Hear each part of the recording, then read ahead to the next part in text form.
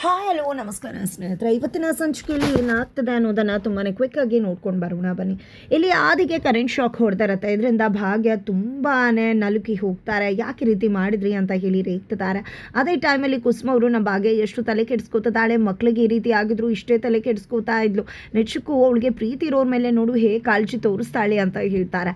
ನಂತರ ಈ ಕಡೆ ಆದಿ ಮತ್ತು ಭಾಗ್ಯ ಒಂದು ರೀತಿ ಆಗ್ತಾರೆ. ತದನಂತರ ಆತ ಕಡೆ ತಾಂಡವ ನಿದ್ದೆ ಮಾಡ್ತಿದ್ದಾರೆ. ಇಲ್ಲಿ ಪೊಲೀಸ್ ಅವರು ಬಂದು ಏನು ಮನೆ ಅನ್ಕೊಂಡಿದ್ಯಾ ಅಂತ ಎಚ್ಚರ ಮಾಡ್ತಾರೆ ನೀರು ಹಾಕಿ. ನಂತರ ಹೆಂಡತಿ ಕಾಲ್ ಮಾಡ್ತೀನಿ ಅಂತ ತಾಂಡವ್ ರಿಕ್ವೆಸ್ಟ್ ಮಾಡಿ ಫೋನ್ ತಗೋತಾರೆ. ಬಟ್ ಶ್ರೇಷ್ಠ ಕಾಲ್ ರಿಸೀವ್ ಮಾಡೋದಿಲ್ಲ. ನಿನ್ನ ಹೆಂಡತಿನೇ ಎಲ್ಲಿ ಹೋದ್ಲಲ್ಲ, ನಿನ್ನ ಜೊತೆ ಇರೋರೆಲ್ಲರೂ ಕೂಡ ರಿಲೀಸ್ ಆಗಿ ಹೋದ್ರು, ನಿನ್ಗೆ ಇದ್ದೇ ಗತಿ, ಜೈಲೆಲ್ಲ ಇತ್ಕೋ ಅಂತ ಹೇಳಿ ಪೊಲೀಸ್ ಅವ್ರು ಕೂಡ ಹೇಳ್ತಾರೆ. ನಂತರ ಶ್ರೇಷ್ಠ ಹೋಗಿದೆ ತನ್ವಿ ಹತ್ರ, ನಿಮ್ಮಮ್ಮನೇ ಇವತ್ತು ತಾಂಡವ್ ಪರಿಸ್ಥಿತಿಗೆ ಕಾರಣ, ಹೋಗಿ ಕೇಳು ನಿಮ್ಮಮ್ಮಂಗೆ ತಾಂಡವ್ ಎಲ್ಲದಾನೆ ಏನಾಗಿದೆ ಅಂತ ಹೇಳ್ತಾರೆ ಅಂತ ಹೇಳಿ ಕಳಿಸಿದ್ದಾರೆ.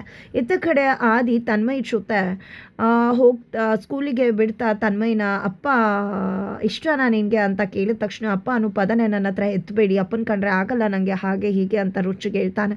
ಆ ಮಾತನ್ನು ಕೇಳಿದೆ ನಿಜಕ್ಕೂ ಆದಿಗೆ ಶಾಕ್ ಆಗಿಬಿಡುತ್ತೆ. ಬಿಕಾಸ್ ತನ್ಮಯ್ ಹತ್ರ ನಾನು ನಿನ್ನ ಅಪ್ಪ ಆಗ್ತೀನಿ ಅಂತ ಹೇಳಬೇಕು ಅಂತ ಹೇಳಿ ಆದಿ ಅನ್ಕೋತಾರೆ. ಬಟ್ ಒಂದು ಕ್ಷಣ ತನ್ಮಯ್ ಬಿಹೇವಿಯರ್ನ ನೋಡಿದ್ದೆ ಬೆದ್ರು ಹೋಗ್ಬಿಡ್ತಾರೆ. ತದನಂತರ ಅವನು ಕೋಪ ಮಾಡ್ಕೊಂಡಿದ್ದು ತಾಂಡವ್ ಅಪ್ಪನ ಮೇಲೆ, ನಾನು ಆಗ್ತೀನಿ ಅಂದರೆ ಖುಷಿ ಪಡಬಹುದೇನು ಅನ್ಕೊಂಡು ಆದಿ ಹೇಳೋಕೆ ಅಂತ ಹೋಗ್ತಾರೆ. ಬಟ್ ಅಷ್ಟರಲ್ಲಿ ಅವನ ಫ್ರೆಂಡ್ ಬಂದು ತನ್ಮಯ್ನ ಕರ್ಕೊಂಡು ಹೋಗ್ಬಿಡ್ತಾರೆ. ನಂತರ ಮನೆಗೆ ಬಂದಂಥ ಆದಿಯನ್ನ ಹೇಳಿದ್ಯಾ ತನ್ಮಯ್ಗೆ ಅಂತ ಕುಸುಮ ಅವರು ಕೇಳಿದಕ್ಕೆ ಇಲ್ಲ ಅಂತ ಹೇಳ್ತಾರೆ. ಅಯ್ಯೋ ದೇವ್ರು ಸರಿ ಇಲ್ಲ, ಭಾಗ್ಯ ಒಪ್ಕೊಳ್ಳೋದೇ ಮಕ್ಕಳು ಒಪ್ಕೊಂಡ್ರೆ, ಮಕ್ಕಳು ಒಪ್ಕೊಳ್ಳಿಲ್ಲ ಅಂದರೆ ಏನು ಮಾಡೋದು ಅಂತ ಕುಸುಮ ಅವರು ತುಂಬ ಟೆನ್ಷನ್ ಮಾಡ್ಕೋತಾರೆ. ಆಗ ಆದಿ ತಾಂಡವ್ ವಿಷಯ ಹೇಳಿದಕ್ಕೆ ಕೋಪ ಮಾಡ್ಕೊಂಡು, ಹಾಗಾಗಿ ನನ್ನ ವಿಷಯ ಹೇಳೋಕೆ ಹೋಗಲಿಲ್ಲ ಅಂತ ಹೇಳಿದಾಗ, ಅಯ್ಯೋ ನೀನು ಯಾಕೆ ಹೇಳಲಿಲ್ಲ, ಅವ್ನು ಕೋಪ ಮಾಡ್ಕೊಂಡಿದ್ದು ತಾಂಡವ ವಿಷಯವಾಗಿ, ಅವನು ಅಂಥ ಕೆಲಸ ಮಾಡಿದ್ದಾನೆ ಅದಕ್ಕೆ ಕೋಪ ಮಾಡ್ಕೊಂಡಿದ್ದಾನೆ ಅವನು, ನೀನು ಅಂದರೆ ಖಂಡಿತ ಒಪ್ಕೋತಾನೆ ಅಂತ ಹೇಳಿ ಕುಸುಮ ಅವರು ಹೇಳ್ತಾರೆ. ತದನಂತರ ಇಲ್ಲಿ ಭಾಗ್ಯ ಹತ್ರ ಮತ್ತೆ ಆದಿ ಬಂದು ಪ್ರೀತಿ ವಿಶ್ವವನ್ನು ಮಾತನಾಡೋಕೆ ಅಂತ ಮುಂದಾಗ್ತಾರೆ.